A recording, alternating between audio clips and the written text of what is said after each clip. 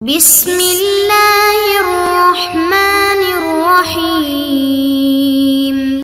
بسم اللہ الرحمن الرحیم۔ السلام علیکم ورحمۃ اللہ وبرکاتہ۔ عزیز طلبہ، آج الفوز الکبیر فی اصول التفسیر کا سبق نمبر 148 ہے، اور اس سبق کے اندر ہم نظم قرآنی کے دو اسلوب کا بیان پڑھیں گے۔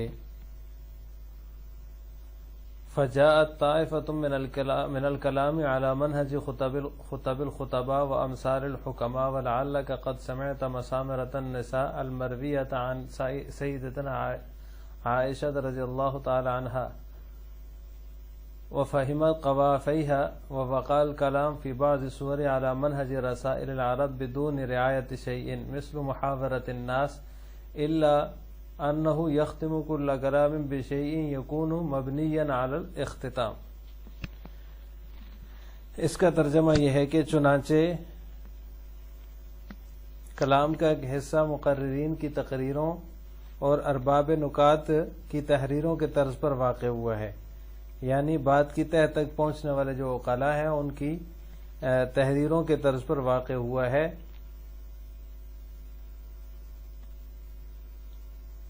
وَلَعَلَّكَ قَدْ سَمِعْتَ مَسَامَرَةَ النِّسَاءِ الْمَرْوِيَّةَ عَنْ سَيِّدَتِنَا عَائِشَةَ رضی اللہ تعالی عنہا، کیا تم نے عورتوں کی وہ قصہ گوئی نہ سنی جو سیدہ عائشہ رضی اللہ تعالی عنہا سے منقول ہے؟ تو اس کے قوافی میں غور کر لو۔ وَوَقَعَ الْكَلَامُ فِي بَعْضِ الصُّوَرِ عَلَى مَنْهَجِ رَسَائِل، اور بعض صورتوں میں کلام مکتوبات عرب کے طرز پر بدون رعایت شیئن، بغیر کسی چیز کی رعایت کے واقع ہوا ہے۔ مثل محاورت الناس، لوگوں کی ایک دوسرے کے ساتھ باہمی گفتگو یا محاورے کی طرح۔ الا انہ یختم کل کلام بشیء یکون مبنیا علی الاختتام، مگر یہ کہ ہر کلام کسی ایسی چیز پر ختم کیا جاتا ہے جو اختتام پر مبنی ہو۔ والسر هنا ان الاصل في لغة العرب هو الوقف في موضع ينتهى اليه النفس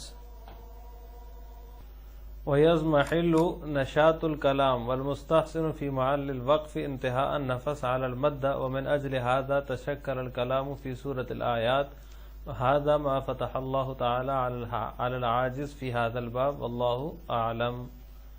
اس کا ترجمہ یہ ہے، اور راز یہاں یہ ہے، والسر ہونا راز یہاں یہ ہے کہ ان الاصل فی لغت العرب هو الوقف فی موضع ينتهى الیہ النفس، کہ اصل زبان عرب میں ایسے مقام پر وقف کرنا ہے جہاں سانس ختم ہو جائے۔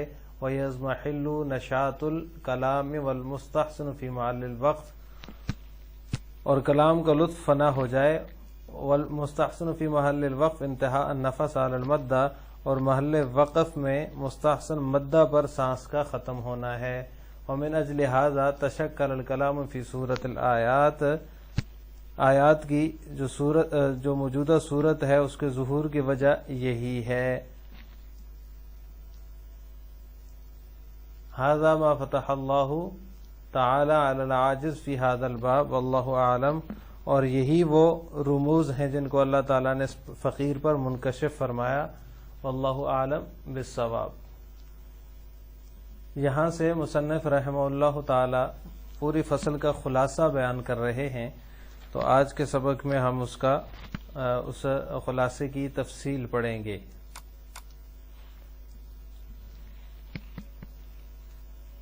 نظم قرآنی کے دو اسلوب ہیں۔ پہلا اسلوب موضوع مقفع، جس میں فواصل اور اوزان اور آیات کے طول و قصر میں تناسب ملحوظ ہے، یعنی ایک اسلوب تو وہ ہے جو موضوع اور مقفع ہے، جس میں وزن کا، فاصلے کا، آیات کے طول اور قصر کا، لمبا چھوٹا ہونے کا جو تناسب ہے اس کا لحاظ کیا گیا ہے۔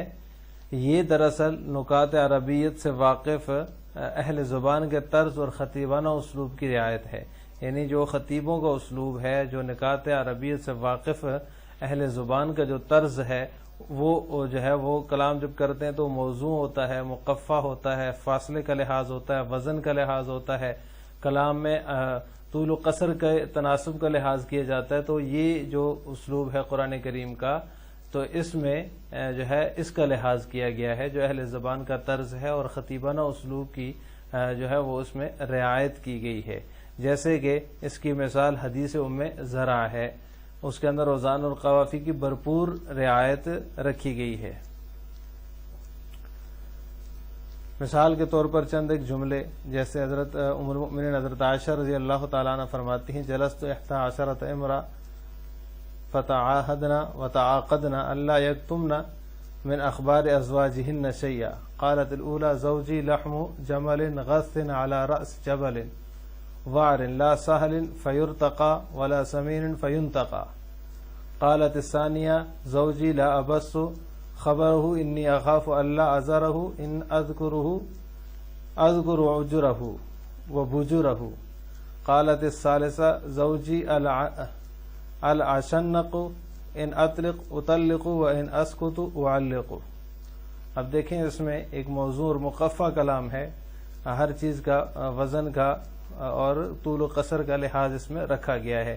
یہ مسلم اور بخاری کی روایت ہے، اس کے اندر پورا اس کا لحاظ رکھا گیا ہے. تو کلام ربانی جو ہے اللہ تعالیٰ کا کلام قرآن کریم، اس میں بھی ایک اسلوب اس میں یہ ہے جس طرح عام جو ہے وہ اہل زبان کا طرز ہوتا ہے اور خطیبانہ اسلوب ہوتا ہے، اس کی رعایت رکھی گئی ہے.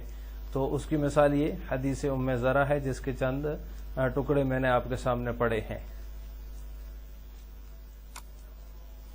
دوسرا اسلوب ہے جس میں اہل عرب کی روزمرہ کی گفتگو اور ان کے مراسلات اور مکتوبات کی سادگی کو پیش نظر رکھا گیا. سادہ اسلوب ہے ہاں، لیکن اس میں قرآن کریم کا سادہ اسلوب اہل عرب کے سادہ اسلوب سے اس حیثیت سے ممتاز ہے کہ ختم آیات کے اندر عموماً ہم وزن فواصل ملحوظ ہوتے ہیں، لیکن جو اہل عرب کا جو سادہ کلام ہے اس میں ان ختم پر ہم وزن فواصل کا لحاظ نہیں رکھا جاتا. یعنی ویسے تو عام سادہ اسلوب ہی ہے، جس طرح کی روزمرہ کی گفتگو ہوتی ہے اور ایک کسی کو مراسلہ اور مکتوبہ لکھا جاتا ہے، سادگی کے ساتھ پیش کیا جاتا ہے اس کو، اس طرح کا جو ہے وہ اسلوب ہے قرآن کریم کا. لیکن اس میں اور قرآن کریم کے سادہ اسلوب میں اتنا فرق ہے کہ اہل عرب کے سادہ اسلوب میں ختم کلام پر جو ہم وزن فواصل ہوتے ہیں ان کا لحاظ نہیں کیا جاتا، وہ ایک جیسے نہیں لائے جاتے،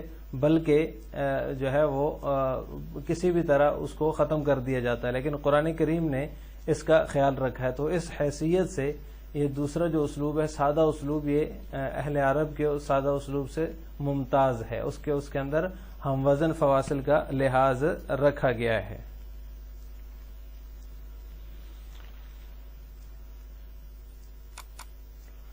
تو آج کے سبق کا خلاصہ یہ ہوا کہ ہم نے نظم قرآنی کے دو اسلوب کی تفصیل پڑھی ہے. ایک اسلوب تو وہ ہے جو مقفع اور موضوع ہے، اہل عرب اہل زبان کے طرز پر خطیبانہ اسلوب کی جس کے اندر رعایت کی گئی ہے، اس کی مثال حدیث ام زرع ہم نے پڑھی ہے. اور دوسرا اسلوب سادہ اسلوب ہے جس میں اہل عرب کی روزانہ کی جو گفتگو ہے آپس کی اور اس طرح کے ان کے مراسلات اور مکتوبات کی جو سادگی ہے اس کو پیش نظر رکھا گیا ہے. لیکن اس میں قرآن کریم کے سادہ اسلوب میں اور اہل عرب کے سادہ اسلوب میں تھوڑا سا فرق ہے. وہ یہ کہ اہل عرب کا جو سادہ اسلوب ہوتا ہے اس میں ہم وزن فواصل کا لحاظ نہیں کیا جاتا، جبکہ قرآن کریم نے سادہ اسلوب میں ہم وزن فواصل کا لحاظ کیا ہے. آخر میں آپ سے دو سوال ہیں. پہلا سوال یہ ہے کہ نظم قرآنی کے پہلے اسلوب کی مثال کیا ہے؟ اس کا جواب آپ نے کمنٹ باکس میں دینا ہے. نمبر 2، نظم قرآنی کا دوسرا اسلوب کیا ہے؟ اس کا جواب بھی آپ نے کمنٹ باکس میں دینا ہے. السلام علیکم ورحمۃ اللہ وبرکاتہ.